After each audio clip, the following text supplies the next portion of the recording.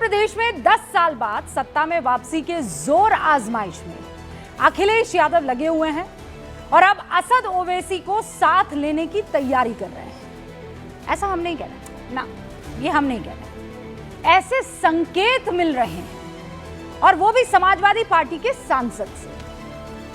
दरअसल 20 जनवरी यानी मंगलवार को समाजवादी पार्टी के सभी सांसदों के साथ अखिलेश यादव ने एक बैठक की। इस बैठक से बाहर आते हुए सलेमपुर से एक समाजवादी पार्टी के सांसद है रमाशंकर राजभर। उनसे जब एआईएमआईएम से गठबंधन को लेकर सवाल पूछा गया तो उन्होंने क्या कहा, मैं आपको बताती हूं। वो कहते हैं पीडीए की लड़ाई में जो साथ आएगा उसका स्वागत किया जाएगा। अब आप कहेंगे तो क्या बड़ी बात होगी, जो साथ आएगा, लेकिन किसी भी नेता की तरफ से ये जब बातें कही जाती है वो एक लाइन ही होती है, उसी में सारा सार छिपा होता है। अब जैसे ही ये बयान सामने आया इसके कई मतलब निकाले जाने लगे। हमारे सोर्सेज ये बता रहे हैं कि महाराष्ट्र निकाय चुनाव और बिहार विधानसभा में ओवैसी की पार्टी के प्रदर्शन के बाद समाजवादी पार्टी एआईएमआईएम से गठबंधन पर विचार कर सकती है, क्योंकि एआईएमआईएम को हल्के में आंकने का खामियाजा बिहार में तेजस्वी यादव उठा चुके हैं। मुस्लिम बहुल सीमांचल के नतीजे सब कुछ बता रहे हैं और शायद इसी से सबक लेकर अखिलेश यादव 2027 में ऐसी कोई भी गलती करने के मूड में नहीं है। लेकिन दूसरी तरफ आपको इस बात को ध्यान में रखना होगा, पहले ये अंदर की खबर कि महाराष्ट्र बिहार के प्रदर्शन से समाजवादी पार्टी और एआईएमआईएम में गठबंधन का विचार चल रहा है, ये अंदर की खबर है। तेजस्वी यादव ओवैसी को हल्के में लेने की भूल पहले भी कर चुके हैं और इसीलिए इस बार जो है वो ऐसी कोई भी भूल अखिलेश यादव नहीं करना चाहते हैं। कहां पर? उत्तर प्रदेश में, पहले बिहार और फिर महाराष्ट्र में, तथा कथित या ये कहिए कि सेक्युलर दल जो भी थे उसके मुस्लिम वोट बैंक में सेंध लगा चुके हैं एआईएमआईएम के ये तमाम पार्षद। और आप सोचिए इस तरीके के बयान भी दिए गए थे अखिलेश यादव के लिए असद ओवैसी की तरफ से जब ये महाराष्ट्र के चुनाव चल रहे थे कि अखिलेश को भी पता है कि जब मुस्लिम राजनीतिक नेतृत्व में आ जाते हैं तो उससे अखिलेश यादव की दुकान बंद हो जाएगी। ये बात जानते हैं अखिलेश यादव, ये हमने नहीं कहा था, ये बाकायदा बयान जो है वो असद ओवैसी की तरफ से था। एआईएमआईएम को अपना वजन अब धीरे धीरे पता चल रहा है और वो बढ़ाने के मूड में भी है। इसीलिए जैसे ही समाजवादी पार्टी सांसद की तरफ से गठबंधन का पासा फेंका गया, एआईएमआईएम के प्रवक्ता असीम वकार फौरन इसे नकारते हुए कहते हैं कि समाजवादी पार्टी के सांसद की बातें पूरी तरह से भ्रामक है, गुमराह करने वाली है। वो मीडिया में स्वागत करते हैं और जब घर जाओ तो हमारे मुंह पर अपना दरवाजा बंद करके हमको जलील करते हैं।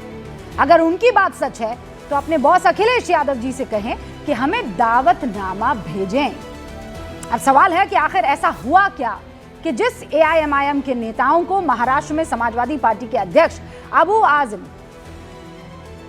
ये कहकर धमकी दे रहे थे कि औरंगाबाद वाला बहुत बात करता है, अबे मैं उत्तर प्रदेश का हूं, पटक दूंगा तो बत्ती सी बाहर निकल जाएगी, पता नहीं चलेगा कहां चला गया, एक एमपी देकर दंदनाते फिरते हो, मेरे पास 37 एमपी हैं, 37।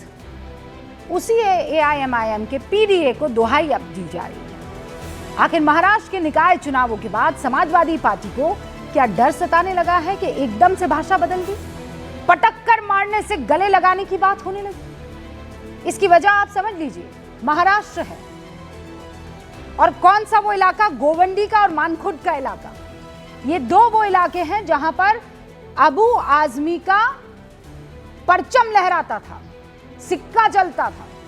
वहीं पर सेंध मारी है एआईएमआईएम ने। एआईएमआईएम के टिकट पर बीएमसी में 8 पार्षद जीते हैं।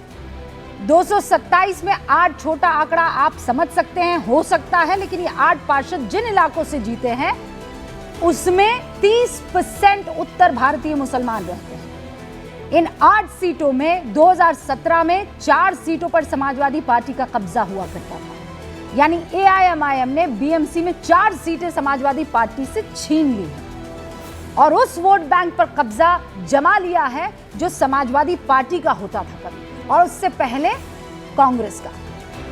समाजवादी पार्टी के विधायक अबू आजमी का बहुत असर है इन इलाकों में जहां एआईएमआईएम के पार्षद जीत कर आए हैं। हैदराबाद के एक सांसद की पार्टी एआईएमआईएम का बढ़ता ग्राफ अब विपक्षी पार्टियों के लिए चुनौती बनता जा रहा है।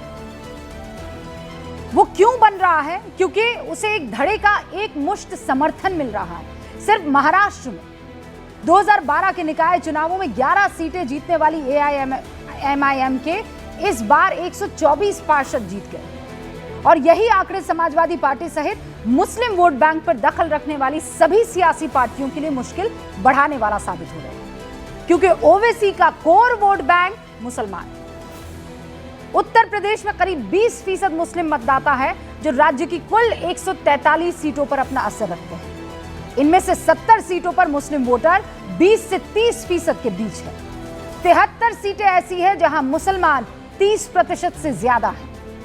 अखिलेश को इसी मुस्लिम वोट बैंक के टूटने का डर है, क्योंकि अभी तक ओवैसी को लगातार कभी बीजेपी की बी टीम बताने की कोशिश होती रही है, कभी उन पर ईडी और सीबीआई के छापे नहीं पड़ने का मुद्दा बनाने की कोशिश हुई है, लेकिन पहली बार बिहार में 5 सीट पर जीत और अब महाराष्ट्र निकाय चुनाव में, मतलब दूसरी बार वहां बिहार में निकाय चुनाव में एआईएमआईएम का बढ़ता प्रदर्शन ये बता रहा है कि अब मुसलमान एक दूसरा कॉर्नर भी देख रहे हैं।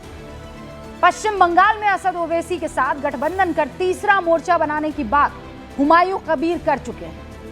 असम में असद ओवैसी और बदरुद्दीन अजमल के बीच गठबंधन की अटकलें जो हैं वो उफान पर हैं और इन्हीं कवायदों ने मुस्लिम वोट की सियासत करने वाली पार्टियों के लिए तकलीफ बढ़ा दी है। और ओवैसी पलटवार करते हुए पूछ रहे हैं कि हम अपना काम कर रहे हैं, लोग चुनने के लिए आजाद है, चुनाव पसंद या नापसंद जाहिर करने का सबसे अच्छा तरीका है।